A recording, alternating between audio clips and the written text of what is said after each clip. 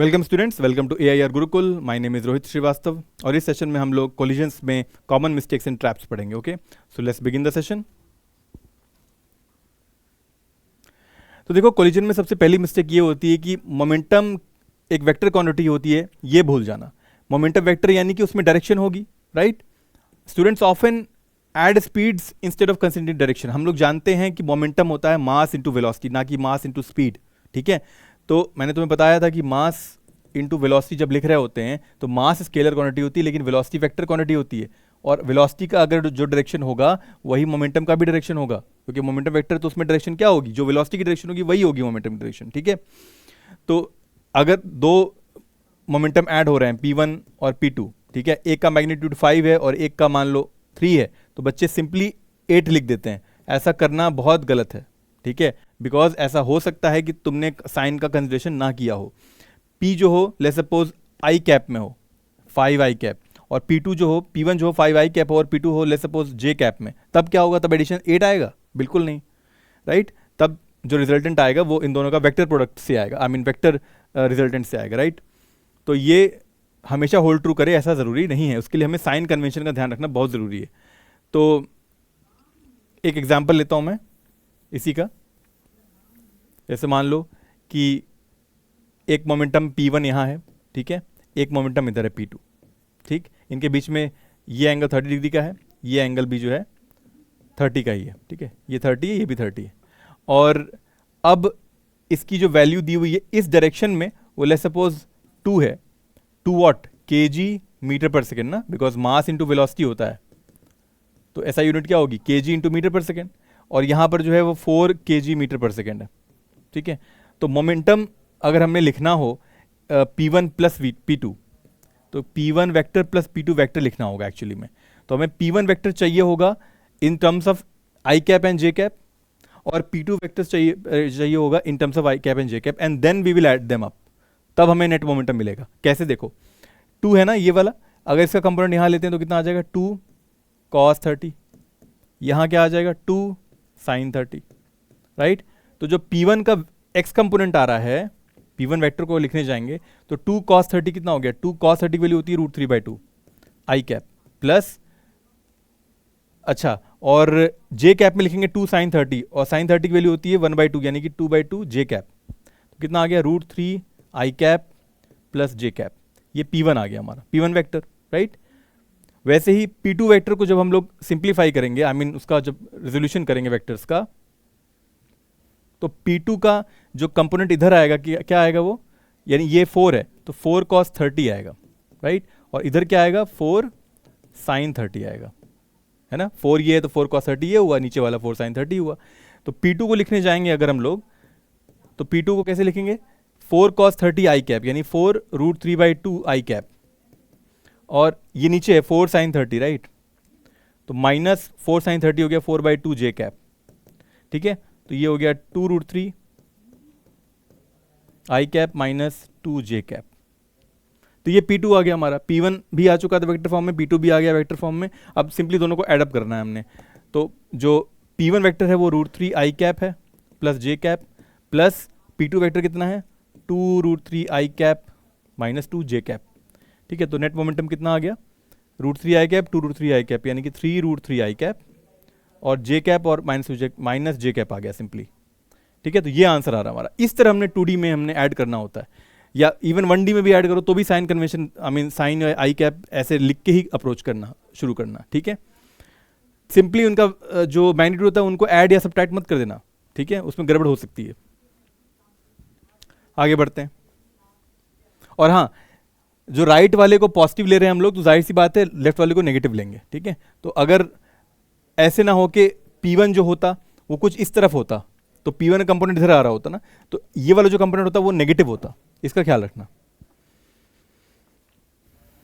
अब assuming kinetic energy is always conserved, ऐसा नहीं होता है। बच्चे सोचते हैं काइनेटिक एनर्जी हमेशा कंजर्व होगी, नहीं। इलास्टिक कोलिजन में कंजर्व होती है काइनेटिक और मोमेंटम दोनों, एनर्जी भी और मोमेंटम भी, लेकिन इन इलास्टिक कोलिजन में सिर्फ मोमेंटम कंजर्व होता है, काइनेटिक एनर्जी कंजर्व नहीं होती है, बिकॉज हीट, साउंड या किसी ना किसी तरह का डिफॉर्मेशन में एनर्जी लॉस हो जाती है इन इलास्टिक कोलिजन में, जिसकी वजह से E की वैल्यू जो होती है लेस देन 1 हो जाती है इन the case of inelastic collision, ठीक है। तो kinetic energy is not conserved in the case of inelastic collision, ठीक है, लेकिन इलास्टिक में जरूर कंजर्व होगी, ठीक है। मोमेंटम भी और काइनेटिक एनर्जी भी। तो मोमेंटम जो होता है वो हमेशा कंजर्व होता है इन आइसोलेटेड सिस्टम। आइसोलेटेड का मतलब क्या होता है? जहां पर नेट एक्सटर्नल फोर्स जीरो है, they are a system in itself, internal forces लग रहे हैं, ठीक है, दैट इज ओके, लेकिन एक्सटर्नल फोर्स नहीं लगना चाहिए। अगर लग गया तो मोमेंटम कंजर्व नहीं कर पाएंगे हम लोग, ठीक है। लेकिन काइनेटिक एनर्जी हमेशा कंजर्व नहीं होती है, तो ये हमें ख्याल रखना है बिफोर कंजर्विंग एनर्जी और momentum.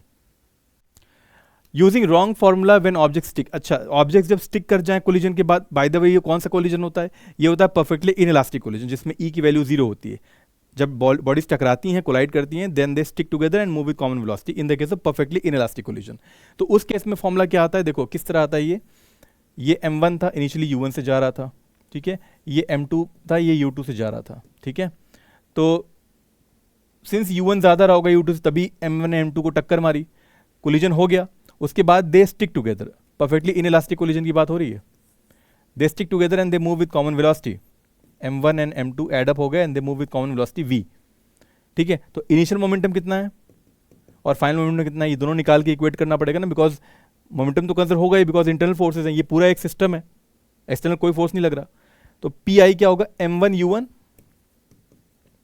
Plus m2 u2 and P final होगा m1 plus m2 into V, right. तो v की वैल्यू कितनी आ गई?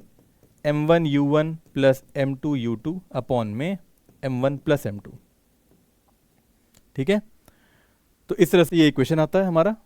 And students sometimes incorrectly use elastic collision formulas. तो inelastic, perfectly inelastic collision case जहां body stick कर रही है, उस केस में इलास्टिक का फॉर्मुला मत लगा देना मोमेंटम कंजर्वेशन में।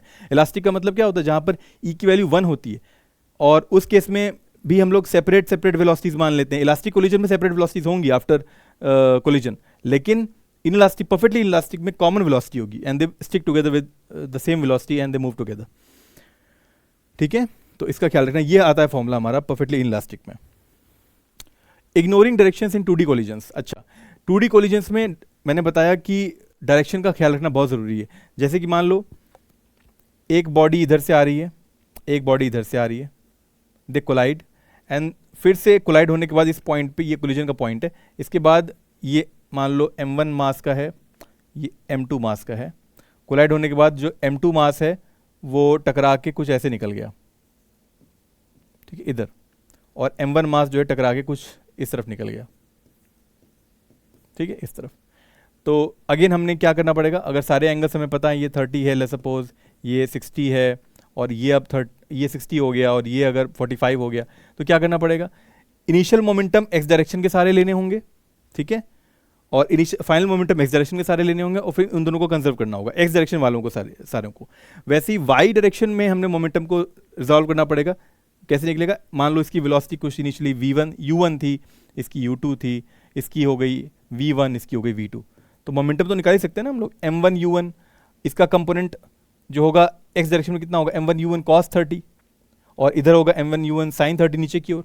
तो सारे हमने रिजोल्वेशंस करने होंगे, और उसके बाद x डायरेक्शन के सारे हमने मोमेंटम लिखने होंगे, इनिशियल और फाइनल, ठीक है। वाई डायरेक्शन के भी इनिशियल और फाइनल सारे मोमेंटम रिजॉल्व करके निकालने होंगे, और फिर हमने क्या करना होगा? इक्वेट करना होगा। तो एक डायमेंशन में हम लोग क्या बच्चे करते हैं कि student sometime right only one equation, एक इक्वेशन लिख देते हैं और सॉल्व करके सोचते हैं आंसर आ जाएगा। नहीं, ऐसा नहीं होगा। 2D में हमने वेक्टर फॉर्म का ख्याल रखना पड़ता है, यानी कि एक्स एक्सिस में एक्स एक्सिस कंपोनेंट्स में जो हमारे वैल्यूज होंगी उनके, और उसके अलावा वाई एक्सिस में जो होंगे उनके भी।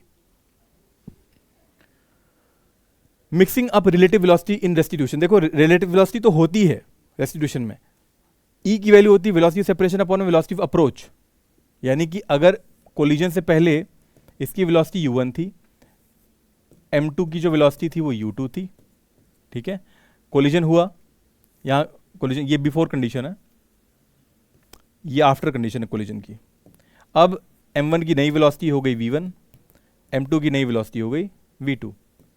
तो ई कहता है कोफिशिएंट ऑफ रेस्टिट्यूशन की रिलेटिव वेलोसिटी ऑफ सेपरेशन, यानी कि v1 माइनस v2, ठीक है, या यूं कह लो v2 minus v1, v2 minus v1 should be, I mean upon में the relative velocity of approach, approach ऐसे कर रहे थे दोनों, तो u1 माइनस u2 ये होना चाहिए, ठीक है। तो ये होता है हमारा कोफिशिएंट ऑफ रेस्टिट्यूशन। तो इसमें students often reverse the numerator and denominator. तो यहाँ पर बच्चे गलती करते हैं कि जो सेपरेशन है उसको रख देते हैं डिनोमिनेटर में। देखो सेपरेशन रहेगा हमेशा किसमें, न्यूमरेटर में रहेगा। सेपरेशन मींस नीचे वाला आफ्टर कोलिजन। तो ऐसे भूल जाओ तो बना लेना फिगर, कोलिजन के बाद जो रिलेटिव वेलोसिटी हो रही है इन दोनों में वो हमने न्यूमरेटर में रखनी है, और अप्रोच रहता है डिनोमिनेटर में, जो पहले था वो नीचे रहेगा। ठीक है, इस तरह याद रखना। ठीक है, इसमें गलती होने की संभावना फिर कम हो जाएगी। अब यूनिट्स का इग्नोर करना भी एक बहुत बड़ी मिस्टेक है। मोमेंटम की यूनिट केजी मीटर पर सेकंड इसलिए होती है because P is equal to M V होता है। मास केजी में देगा और वेलोसिटी मीटर पर सेकंड में देगा, तो केजी मीटर पर सेकंड ही हमारी क्या हो गई, ऐसा यूनिट हो गई मोमेंटम की। इंपल्स की यूनिट क्या होगी, एफ डेल्टा टी होता है फॉर्मूला। तो एफ हो गया केजी में, सॉरी एफ हो गया न्यूटन में, ठीक है, और डेल्टा टी होता है सेकंड में। तो न्यूटन सेकंड ऐसा यूनिट होती है इंपल्स की। तो फॉर्मुलेस ध्यान रखना बहुत जरूरी है, भूल भी जाओ तो फॉर्मुलेस के बेसिस पे हम लोग ऐसा यूनिट निकाल सकते हैं। तो बच्चे डायरेक्टली कभी कभी न्यूटन लिख देते हैं जे का, और पी का सिंपली केजी या मीटर पर सेकंड ही छोड़ आते हैं, तो वहां पे भी गलती होने के चांसेस हैं। Assuming equal velocities after collision, देखो some students assume both objects move with same velocity. This happens only in perfectly inelastic collision. देखो अगर कॉमन वेलोसिटी से मूव हो रहा है दोनों बॉडीज आफ्टर कोलिजन, तो वो कौन सा कोलिजन होगा, परफेक्टली इनइलास्टिक ही होगा, जहां पर दोनों बॉडी स्टिक कर चुकी होंगी। ठीक है, लेकिन हर तरह के कोलिजन में ऐसा नहीं होता। तो इसका ख्याल रखना है कि इक्वल वेलोसिटीज का अजम्पशन करना आफ्टर कोलिजन हर बार गलत है। हाँ, परफेक्टली इनइलास्टिक कोलिजन दिया हो तब तुम ये मान सकते हो कि अगर एक बॉडी इधर M1 की U1 से आ रही थी, इधर M2 वाली U2 से जा रही थी, आफ्टर कोलिजन क्या हुआ, दोनों स्टिक हो गई, ऐसा दिया हुआ है अगर क्वेश्चन में, they have I mean they are in perfectly inelastic collision, तब they move together with common velocity v। ठीक है, तब दोनों की वेलोसिटी v रख सकते हो, हमेशा नहीं। ठीक है, व्हेन ऑब्जेक्ट स्टिक टुगेदर। तो इस तरह ये सेशन कंप्लीट होता है स्टूडेंट्स। तो अगले सेशन में फिर मिलेंगे एक नए टॉपिक के साथ। Until then keep learning and keep having fun with physics. Thank you very much.